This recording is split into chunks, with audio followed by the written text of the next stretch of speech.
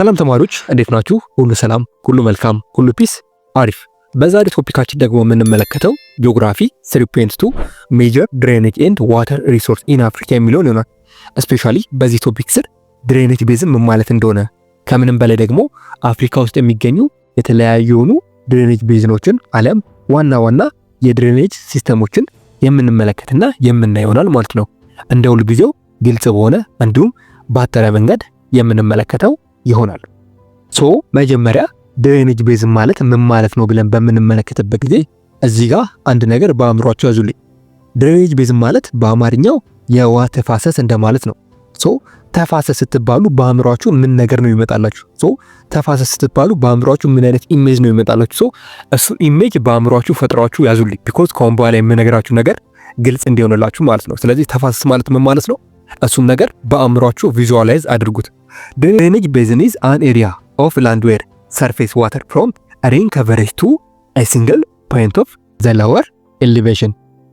ተፋሰስ የሚለውን ነገር በአእምሯችሁ ይዛችሁልኛላ።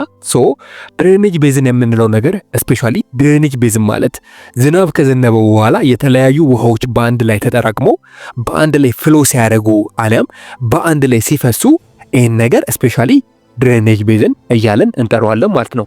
ወይም በሌላ አማርኛ ዝናብ ሃይ ኤሊቬሽን ላይ በሚዘንብበት ጊዜ እዛ ሃይ ኤሊቬሽን ላይ ያሉ የተለያዩ ውሃዎች አንድ ላይ በመሰብሰብ ወደ ሎወር ኤሊቬሽን በሚፈሱበት ጊዜ ይህን ድሬኔጅ ቤዝን አሊያም የውሃ ተፋሰስ እያለን እንጠራዋለን። ለምሳሌ እናንተ ሰፈር ዝናብ በሚዘንብበት ጊዜ በአንድ አቅጣጫ ወይም በአንድ መስመር ሆነው የሚፈሱ ውሃዎች አሉ። እነዛ ውሃዎች ከላይ ወይም ከሃይ ኤሊቬሽን የመጡት የእናንተ ሰፈር መካከል ከሆነ እነዛ ውሃዎች የመጡት መቼም ከታች የመጡት ከላይ ነው የመጡት። እነዚህ ውሃዎች አንድ ላይ ተጠራቅመው በእናንተ ሰፈር ሲፈሱ የምታያቸው ውሃዎች በአንድ ላይ ሰፓሬት ሆነው ስፔሻሊ እሱን ነው ድሬኔጅ ቤዝን አሊያም የውሃ ተፋሰስ የምንለው። አላችሁ ከኔ ጋር ናችሁ? ያወሩት ነገር ግልጽ ነው? በጣም አሪፍ። እንቀጥል። ዌር ዘ ሜን ሪቨር ጆይን አናዘር ዋተር ቦዲ ሰች አስ ሪቨር፣ ሌክ፣ ሪዘርቨር፣ ስቱሸሪ፣ ዋተርላንድ፣ ሲ ኦር ኦሽን።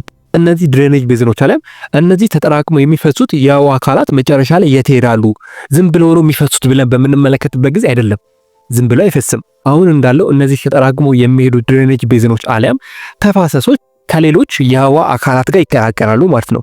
ለምሳሌ እንኳን በምንመለከትበት ጊዜ ከወንዞች ጋር ከሐይቆች ጋር ሰው ሰራሽ ከሆኑ የውሃ ማጠራቀሚያዎች አለም ታንከሮችም ዳሞች ጋር ከዛ በተጨማሪ ወደ ረግራጋማ ቦታዎችና ስፔሻሊ ወደ ውቅያኖሶችና ወደ ባህሮች እነዚህ ነገሮች እንደሚቀላቀሉ ትመለከታላችሁ አለም ታያላችሁ ማለት ነው። ዋተር ሼድ ሪፈርስ ቱ ኤ ዲቫይድ ዛት ሰፓሬት ዋን ድሬኔጅ ኤሪያ ፍሮም አናዘር ድሬኔጅ ኤሪያ። ስፔሻሊ ስለ ድሬኔጅ ቤዝን ስናስብ በተለይም ዋተር ሼድ የሚባል ነገር አለ። ዋተር ሼድ ማለት ምን ማለት ነው ብለን በምንመለከትበት ጊዜ ዋተር ሼድ ማለት በአጭሩ አንድን ተፋሰስ ከሌላው ተፋሰስ የሚለይ ወይም አንድን ድሬኔጅ ቤዝን ከሌላ ድሬኔጅ ቤዝን የሚለይ ነገር ዋተር ሼድ እያለን እንመለከታለን። ማለትም በሌላ አማርኛ በሁለት ድሬኔጅ ቤዝኖች አለም በሁለት ተፋሰሶች መካከል የሚገኝ ከፍ ያለ የመሬት አካልን ዋተር ሼድ እያለን እንጠራዋለን ማለት ነው። እስቲ ይሄን ነገር ግልጽ እንዲሆንላችሁ በኢሜጅ እንመልከተው። ለምሳሌ ይሄን ኢሜጅ ተመልከቱት። እዚህ ጋር አንድ ድሬኔጅ ቤዝን አለ፣ እዚህ ጋር ደግሞ ሌላ ድሬኔጅ ቤዝን አለ፣ እዚህ ጋር ደግሞ ዋተር ሼድ አለ። በቃ ዋተር ሼድ ማለት ሁለት የተለያዩ የሆኑ ድሬኔጅ ቤዝኖችን አለም ተፋሰሶችን ዲቫይድ የሚያደርግልን አለም የሚለይልን ወይም ሰፓሬት የሚያደርግልን ነገር ዋተር ሼድ እንለዋለን ማለት ነው። አያችሁት? እዚህ ጋር አንድ ድሬኔጅ ቤዝን አለ፣ እዚህ ጋር ሌላ ድሬኔጅ ቤዝን አለ።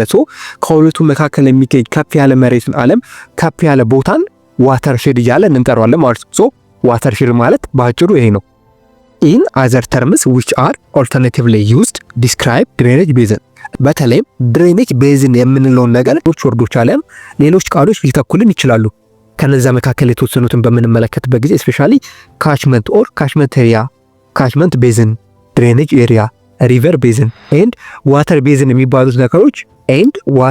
የሚባሉት ነገሮች ስፔሻሊ ድሬኔጅ ቤዝንን የሚተኩልን አለም በቃል ደረጃ ድሬኔጅ ቤዝንን ሪፕሌስ የሚያደርጉልን ነገሮች ናቸው። ለምሳሌ እንኳን ካችመንት ኤሪያን በምንመለከትበት ጊዜ ካችመንት ኤሪያ ማለት ውሃ የሚሰበሰብበት ቦታ እንደማለት።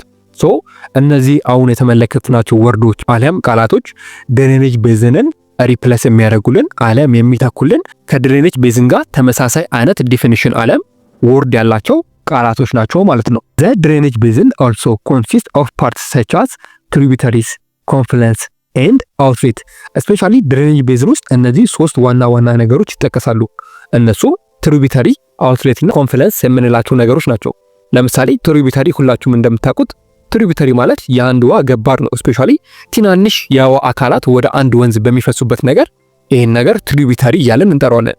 አውትሌት ደግሞ የምንለው ስፔሻሊ ይሄ የድሬኔጅ ቤዝን መጨረሻ ላይ ከሌሎች ውሃዎች ዓለም ከሌሎች የውሃ አይነቶች ጋር በሚቀላቀልበት ጊዜ ስፔሻሊ አውትሌት ይባላል። አውትሌት ማለት የመጨረሻው ዓለም ኢንዱ ነው። ለምሳሌ በእናንተ ሰፈር የሚፈሰው ድሬኔጅ ቤዝን ዓለም የውሃ ተፋሰስ ልክ ትቦ ውስጥ ሊገባ ሲል ኦር መጨረሻው የዛ ድሬኔጅ ቤዝን አውትሌት እያልን እንጠራዋለን ማለት ነው። ሌላኛው ደግሞ ኮንፍሉንስ ነው። ኮንፍሉንስ በጂኦግራፊ ውስጥ ስፔሻሊ የተለያዩ የሆኑ ሚኒንጎች አሉት።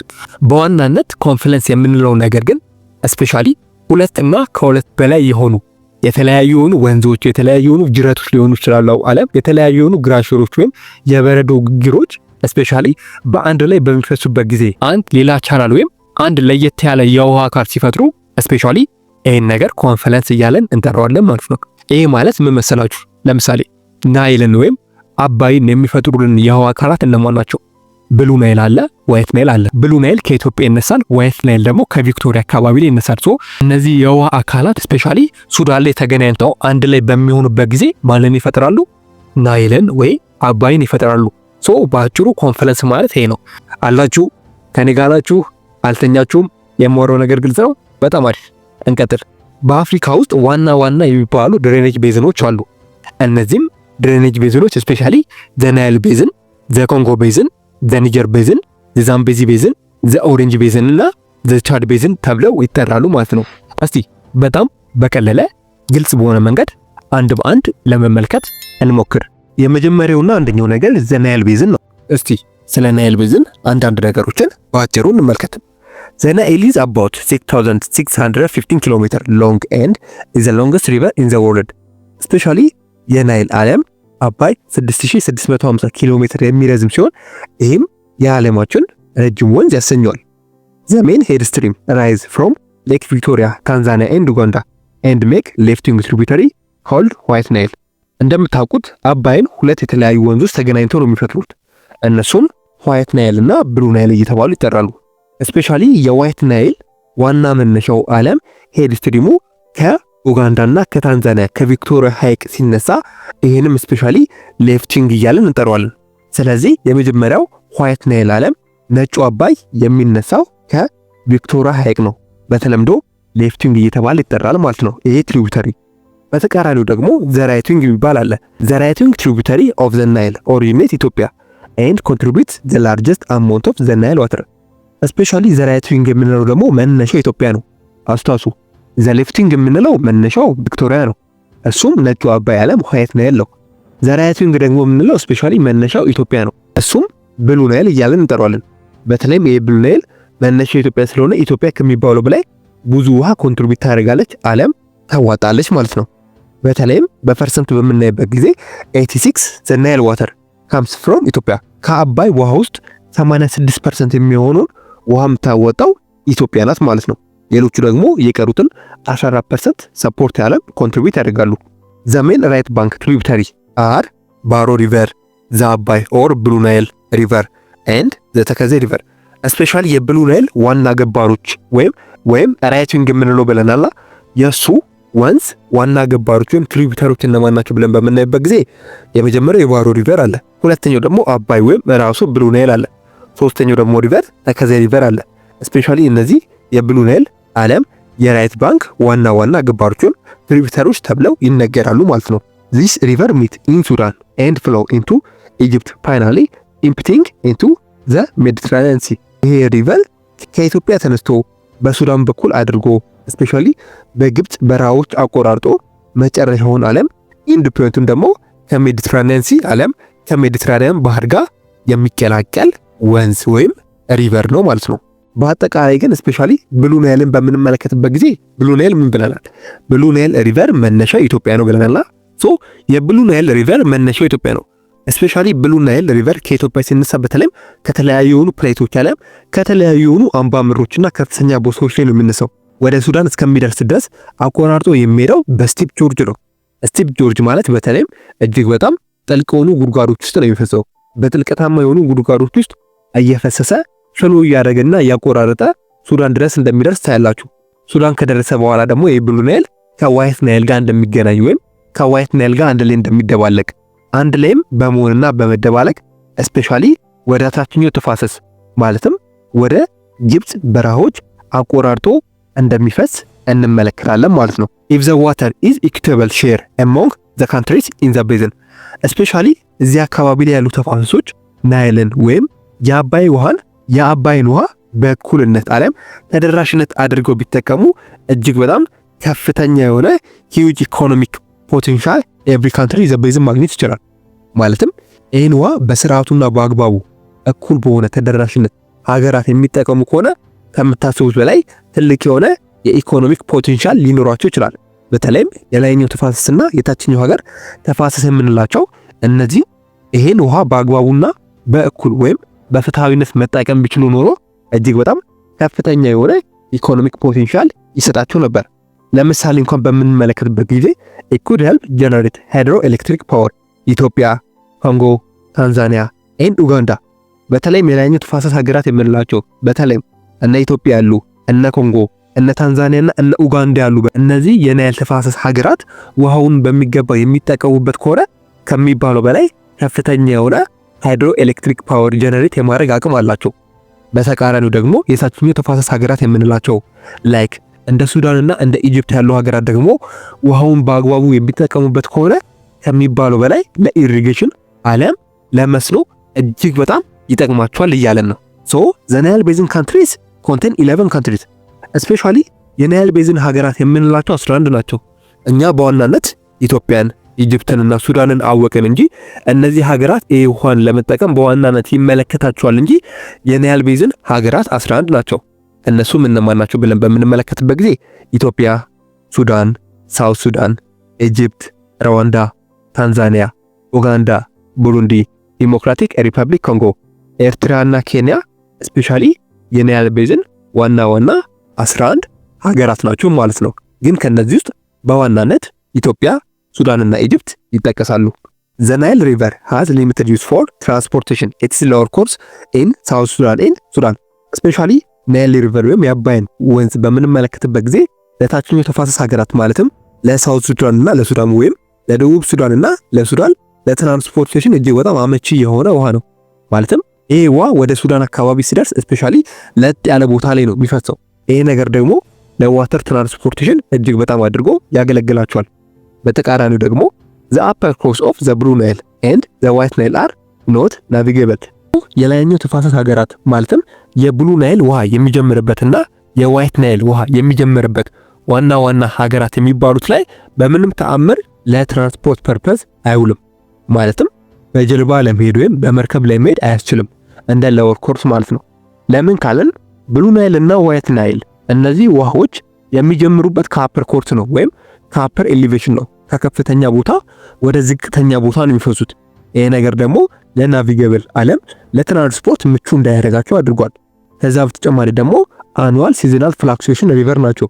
ይሄ ማለት በየአመቱ የውሃ እየጨመረ ነው የሚመጣው። ይሄ ነገር ደግሞ ለትራንስፖርቴሽን እንዳይሆን ያደርጋቸዋል ማለት ነው። ስለዚህ በእነዚህና በተለያዩ ምክንያቶች ስፔሻሊ አፐር ኮርስ ኦፍ ብሉ ናይል እና ዋይት ናይል ላይ ናቪጌብል ለማድረግ ለማስተሰብ ለትራንስፖርት እጅግ በጣም አመቺ ያልሆኑ ቦታዎች ናቸው ማለት ነው።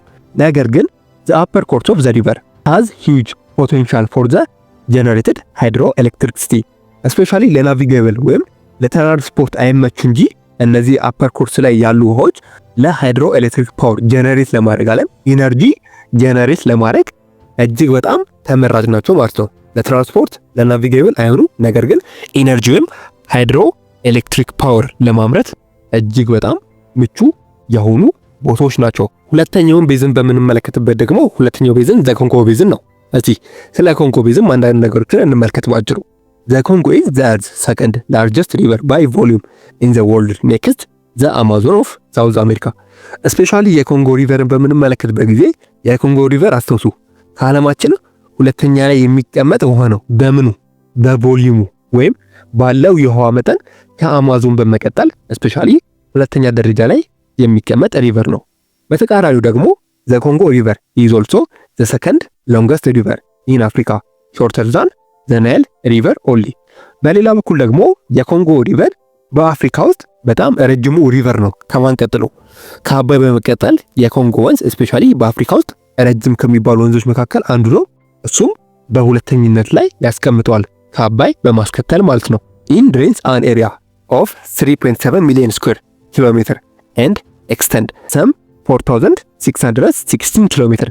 በተለይም ይሄ የኮንጎ ሪቨር 3.7 ሚሊዮን የሚሆን ቦታን ከቨር ያደርጋል፣ ዓለም ይሸፍናል ማለት ነው።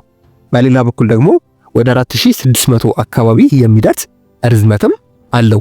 ለዚህ ነው ይሄ ነገር ከዓለማችን በውሃ መጠን ሁለተኛ ላይ ሲያስቀምጠው በርዝመት ደግሞ ከአፍሪካ ከአባይ እንዲቀጥል ያደረገው ማለት ነው።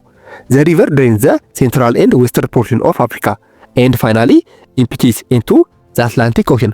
በተለይም የኮንጎ ሪቨር ተፋሰስ የሴንትራልና የዌስተርን ፖርሽን ኦፍ አፍሪካ ወይም የመካከለኛውና የምዕራብ አፍሪካ ሀገራትን የሚነካካ ሲሆን በመጨረሻም ወደ አትላንቲክ ኦሽን የሚቀላቀል ሪቨር ነው ማለት ነው። ዘ ኮንጎ ቤዝን ኮንሲስት ኦፍ ቫስት ሻሎ ዲፕሬሽን።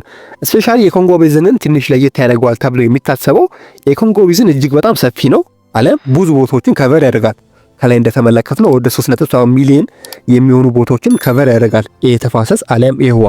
ነገር ግን በሚገርመው መልኩ ይሄ ቤዝን ስፔሻሊ በጣም ጥልቅ የሆነ ዓለም ጥልቀታማ ያለው ቤዝን አይደለም። በጣም ሰፊ ነው፣ ነገር ግን ጥልቅ አይደለም። ዲፕሬሽኑ ወደ ውስጥ እጅግ በጣም ጥልቅ የሚባል ሪቨር አይነት አይደለም ማለት ነው። ብዙ ቦታዎችን ከቨር ያደርጋል፣ ብዙ ቦታዎችን ይሸፍናል፣ ነገር ግን ጥልቀታማ ያልሆነ ቤዝን ዓለም ሪቨር ነው። በኮንጎ ቤዝን ውስጥ እጅግ በጣም ብዙ አይነት የሆኑ ፎሎች አሊያም ፏፏቴዎች አሉ። ከነዛ መካከል ደግሞ ዘ ቤስት ኖአስ የሚባለው ዘ ቦዮማ ፎልስ ነው።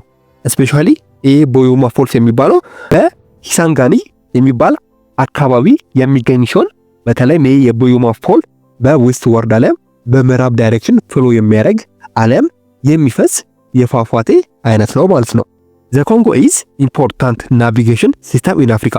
በተለይም አፍሪካ ውስጥ ካሉ የተለያዩ ሪቨሮች፣ የተለያዩ ወንዞች፣ የተለያዩ ቤዝኖች መካከል የኮንጎ ቤዝን አሊያም የኮንጎ ሪቨር በተለይም ለናቪጌሽን አሊያም ለማሰስ ለትራንስፖርት እጅግ በጣም ተመራጭ የሆነ የአፍሪካ ሪቨር ወይም የአፍሪካ ቤዝን ነው። Unlike other river of Africa, the Congo accessible is also due to high volume water content። በሌላ በኩል ደግሞ በተለይም ይህን ሪቨር የሚለየው ይህ ሪቨር አመቱን ሙሉ ምንም አይነት ዋተር አለ ምንም አይነት ውሃ አይቀንስም። የውሃው መጠን ስፔሻሊ ከአመት አመት ያው ነው፣ ምንም የሚቀንስ አለም የመድረቅ አይነት ጸባይ አይታይበትም። ሃይ ቮሊዩም ዋተር ኮንተንት የሚሰጥ ነው ይሄ ሪቨር። ይሄ ለምን ሆነ ብለን በምንመለከትበት ጊዜ የዚህ ምክንያት ስፔሻሊ large section of the river basin lie above and below the equator. The flow stable was at least one river experience a rainy season. especially የኮንጎ ቤዝንን አለም የኮንጎ ሪቨርን በምንመለከትበት ጊዜ ይሄን አካባቢ ኢኩዌተር መሃል ለመሃል እኩል ሁለት ቦታ ይቆርጠዋል። በዚህም የተነሳ ከኢኩዌተር በላይና ከኢኩዌተር በታች ነው የኮንጎ ቤዝን ወይም የኮንጎ ሪቨር ያለው። በዚህም የተነሳ ስፔሻሊ አመቱን ሙሉ የውሃ መጠኑ እንዳይቀንስ ይሆናል።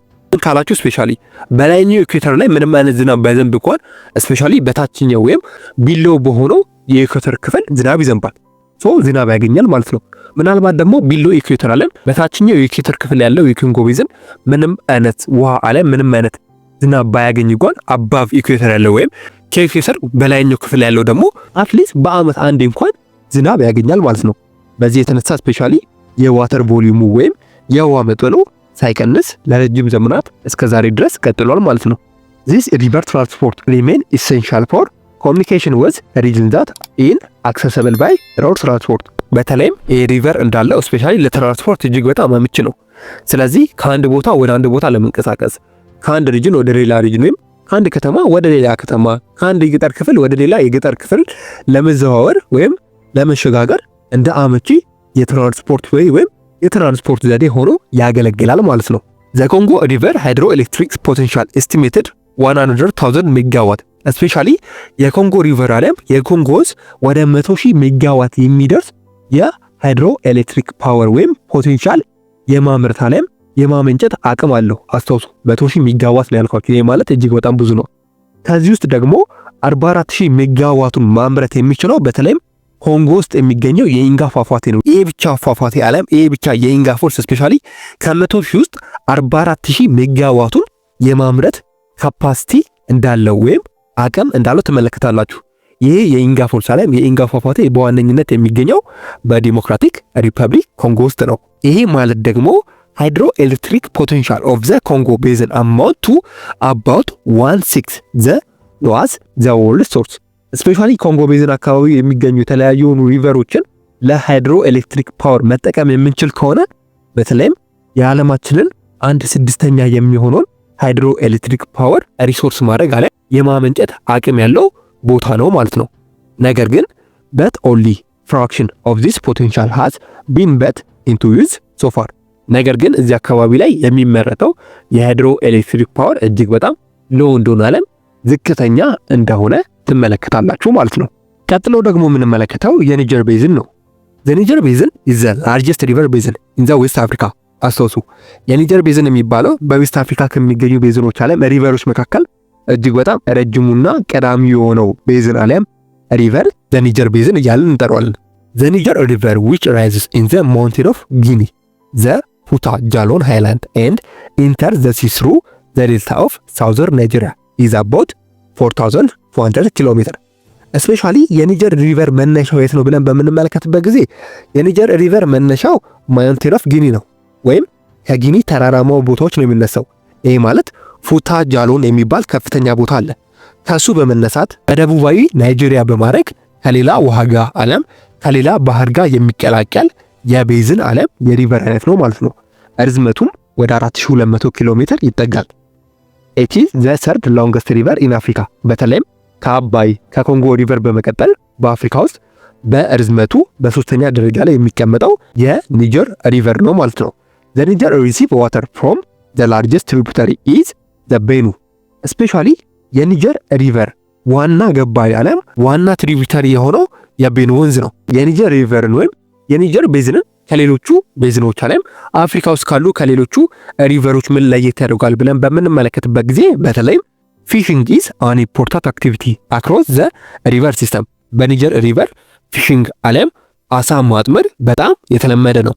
ነገር ግን the discovery of exploration petroleum is a delta region however seriously disrupted fishing as a result pollution of the basin።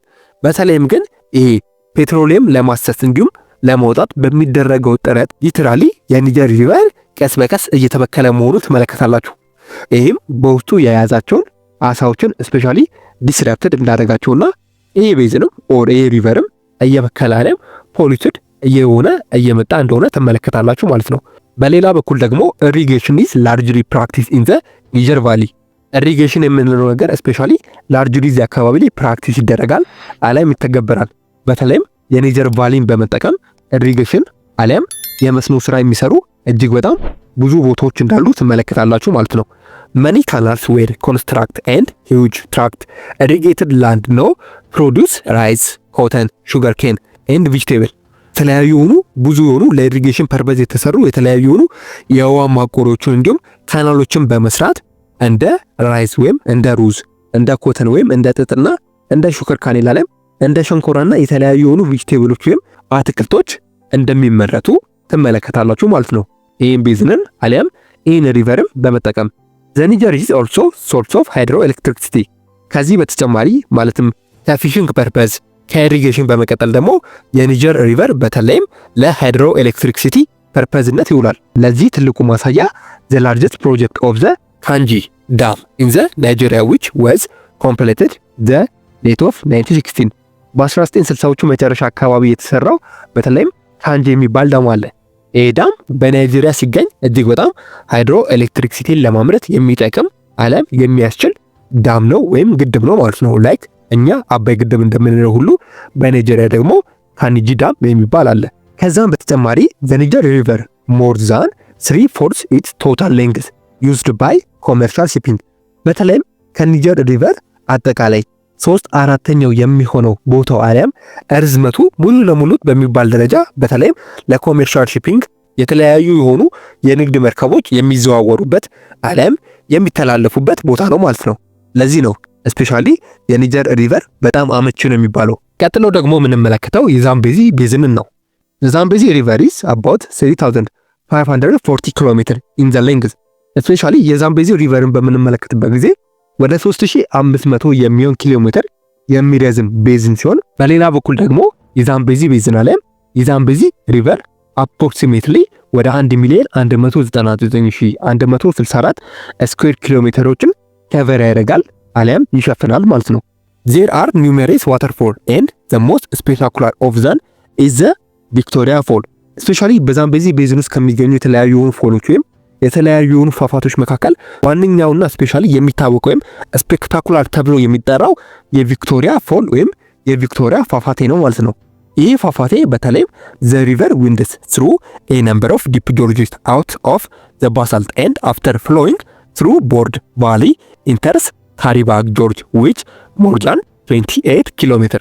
በተለይም ይሄ የቪክቶሪያ ፏፏቴ በተለያዩ ዲፕ ጆርጆች ወይም በተለያዩ እጅግ በጣም ጥልቀት ባላቸው የተለያዩ የደላማ ቦታዎች እየሄደ አለም ፍሎ በማድረግ ወደ ካሪባ ጆርጅ 28 ኪሎ ሜትር ወደሚሰማው ወደ ካሪባ ጆርጅ የሚቀላቀል ይሆናል ማለት ነው። ይሄን የዛምቤዚ ቤዝን አለም የዛምቤዚ ሪቨርን እነማን ናቸው የሚገቡት አለም ትሪቢዩተሮቹ እነማን ናቸው ብለን በምንመለከትበት ጊዜ ዘካፉ ኤንድ ዘሉዋንጓ ስፔሻሊ ዘ ቱ ሜን ትሪቢዩተሪስ በተለይም የዛምቤዚ ሪቨርን ወይም የዛምቤዚ ቤዝንን ካፉና ሉዋንጓ የሚባሉ ሁለት ዋና ዋና ትሪቢዩተሮች አለም ገባሮች አሉት ማለት ነው።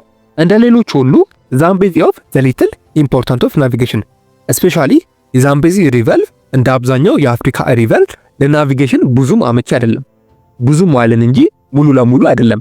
የተወሰነው የዛምቤዚ ቤዝን አለም የዛምቤዚ ሪቨር ለናቪጌሽን እንዲሁም ለትራንስፖርት አመቺ ነው የተወሰነው። አብዛኛው በሚባል ደረጃ ግን የዛምቤዚ ቤዝን ወይም ሪቨር ለናቪጌሽን አመቺ ያልሆነ ቦታ ነው። ሃይድሮ ኤሌክትሪክሲቲ ሃርድነስ አት ዘ ካሪባ አክሮስ ዘ ዛምቤዚ ሪቨር አት ካሪባ ጆርጅ ኦን ዘ ቦርደር ቢትዊን ዛምቢያ ኤንድ ዚምባብዌ። ዛምቤዚ ሪቨር ወይም የዛምቤዚ ቤዝን ስፔሻሊ ሃይድሮ ኤሌክትሪክሲቲ ለማምረት እጅግ በጣም አመቺ ነው። በተለይም በዚምባብዌና በዛምቢያ ድንበር መካከል የሚገኘው የካሪባ ጆርጅ ወይም ካሪባ ለዚህ ትልቁ ማሳያ ነው ማለት ነው። ቀጣይ ደግሞ የምንመለከተው ቤዝን የኦሬንጅ ቤዝን ነው። አላችሁ ተሪጋራችሁ የማወራው ነገር ግልጽ ነው። በጣም አሪፍ እንቀጥል። የኦሬንጅ ቤዝንን በምንመለከትበት ጊዜ ዘ ኦሬንጅ ቤዝን ኢዝ ድሬንድ ባይ ኦሬንጅ ሪቨርስ ሳውዘርን ፓርት ኦፍ አፍሪካ። በተለይም የኦሬንጅ ቤዝንን ወይም የኦሬንጅ ሪቨርን በምንመለከትበት ጊዜ አብዛኛው ፓርቱ የሚፈሰው ወይም አብዛኛው ፓርቱ የሚገኘው በደቡባዊ የአፍሪካ ክፍል ነው። The Orange River is longest South Africa especially በደቡብ አፍሪካ ከሚገኙ የተለያዩ ወንዞች መካከል የኦሬንጅ ሪቨር እጅግ በጣም ረጅሙ ሪቨር ነው። በሳውዝ አፍሪካ ነው ያልኳችሁ። ኦሬንጅ ሪቨር makes it is a way from the highland in the east through the Kalahari depression in the west empty into South Atlantic Ocean especially የኦሬንጅ ሪቨር መነሻው በምዕራብ አፍሪካ ከፍተኛ ቦታዎች አለም ሃይላንድ አካባቢ ሲሆን በተለይም በምዕራብ አፍሪካ አድርጎ የካላሪ ዴዘርትን ሙሉ ለሙሉ በማቆራረጥ ስፔሻሊ ከሳውዝ አትላንቲክ ኦሽን ጋር ይቀላቀላል ማለት ነው። ኢት ኢዝ ዘ ሜጀር ትሪቢዩተሪ ኦፍ ቫል ሪቨር። የኦሬንጅ ሪቨር ዋና ገባሪ ወይም ዋና ትሪቢዩተሪ ደግሞ ቫል ሪቨር እየተባለ ይጠራል። ዘ ኦሬንጅ ኤንድ ዘ ቫል ሪቨር ቱጌዘር ሃቭ ኮምባይንድ ሌንግዝ አባውት 2092 ስፔሻሊ እነዚህ ሁለት ሪቨሮች አንድ ላይ በሚዋሃዱበት አለም አንድ ላይ ሪሚክስ ወይም መርጅ በሚሆኑበት ጊዜ ወደ 2092 የሚደርስ ኪሎ ሜትር ርዝመት አላቸው ማለት ነው። ናቪጌሽን ኢዝ ኢምፖሲብል ስሩአውት ዘ ሪቨር። የኦሬንጅ ሪቨርን ከሌሎች ሪቨር ትንሽ ለየት የሚያደርገው ሙሉ ለሙሉ በሚባል ደረጃ በፍጹም ለናቪጌሽን አለም ለትራንስፖርት አመቺ ያልሆነ ወንዝ ነው። በሌላ በኩል ደግሞ ላርጅ ኢሪጌሽን ኤንድ ሃይድሮ ኤሌክትሪክ ፕሮጀክት ሃቭ ቢን ሃምፐርድ on much of the Orange River by the enormous amount of waterborne silt that fills up reserves and reduce the storage of capacity dam።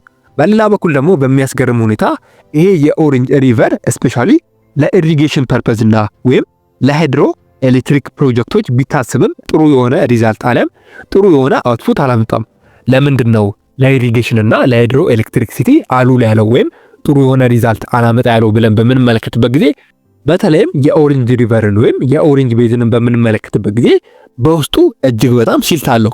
ሲልት አለው ማለት በውስጡ እጅግ በጣም ደለል አለው ማለት ነው። ብዙ የሆኑ ጭቃዎችን ይዞ ነው የሚመጣው። በውስጡ እጅግ በጣም ብዙ የሆኑ አሸዎች አሉ። በዚህ ጊዜ ኤዋ ተጠልፎ ለዳም አሊያም ስፔሻሊ ለተለያዩ የሆኑ ፕሮጀክቶች በሚውሉበት ጊዜ በተለይም ያን ዳም ቶሎ እንዲሞላ ያደርገዋል ያላቁ ማለት ነው። ስፔሻሊ እነዛ ሲልቶች አሊያም እነዛ ደለሎች ወደዛ ዳም ወይም ወደዛ የግድብ ማቆሪያ ውስጥ በመግባት ያ የግድብ ማቆሪያ መያዝ ከሚችለው በላይ እንዳይዝ ያደርጓል። ብዙ ደለሎች ስላሉት ማለት ነው። ደለሎቹ ስፔሻሊ እነዛ የግድብ ማቆሪያዎች ውስጥ በመግባት የተለያዩ ቀዳዶችን ይደፍናሉ። ይሄ ግድብ ደግሞ ስፔሻሊ ያለ ካፓሲቲው ቶሎ እንዲሞላ ያደርጋል። በዚህ ምክንያት ለሃይድሮ ኤሌክትሪክ ፓወር እና ስፔሻሊ ለኢሪጌሽን በተለይም በደለሉ ምክንያት ፐርፐዝ ላይ እንደውል አሊያም የተፈለገውን ያህል አቅርቦት ወይም የተፈለገውን ያህል አውትፑት እንዳይሰጥ አድርጎታል ማለት ነው። ሶ የኦሬንጅ ሪቨር ኦር የኦሬንጅ ቤዝን በዚህ ምክንያት ነው በተለይም ለሃይድሮ ኤሌክትሪክሲቲ እና ለኢሪጌሽን ፐርፐዝ ለመዋል አስቸጋሪ የሆነው። በመጨረሻ ደግሞ የምንመለከተው የቻድ ቤዝን ነው። ዘ ቻድ ቤዝን ኮንስቲቲዩት ዘ ላርጀስት ኢንላንድ ድሬኔጅ ኢን አፍሪካ። በተለይም የቻድ ቤዝን አፍሪካ ውስጥ ካሉ ኢንላንድ ድሬኔጅ ኤሪያዎች መካከል እጅግ በጣም ሰፊው ዓለም ላርጀስቱ ነው ማለት ነው። ዘ ቤዝን ሜን ዋተር ቦዲ ኢን ሌክ ቻድ። በተለይም የቻድ ቤዝን በውስጡ የቻድ ሌክን ዓለም የቻድ ሐይቅን የሚያካትት ነው። ኢት ኢዝ ሻሎ ሌክ ኦን ዘ ቦርደር ቻድ ኒጀር ኤንድ ናይጄሪያ ኦፍ ዘ ኖርት ሴንትራል አፍሪካ። በተለይም በሰሜን ሴንትራል አፍሪካ የሚገኙ ሀገራትን ቻድ እንደ ናይጄሪያና እንደ ኒጀር አካባቢ ያሉ ድንበሮችን የሚነካ ሐይቅ ነው ማለት ነው። እጅግ በጣም ጥልቅ ያልሆነ ሐይቅ ወይም ሪቨር ነው የቻድ ሐይቅ ወይም ሪቨር ማለት ነው። ኢት ኢዝ ሳይዝ ቫሪያብል ሲዝናሊ ፍሮም አባውት 10316 ኪሎ ሜትር አባውት 25900 ኪሎ ሜትር። ስፔሻሊ የቻድ ቤዝንን ዓለም የቻድ ሪቨር በምንመለከትበት ጊዜ ይህን ያህል መጠን ዓለም ይህን ያህል ሳይዝ አለው ለማለት ከባድ ነው።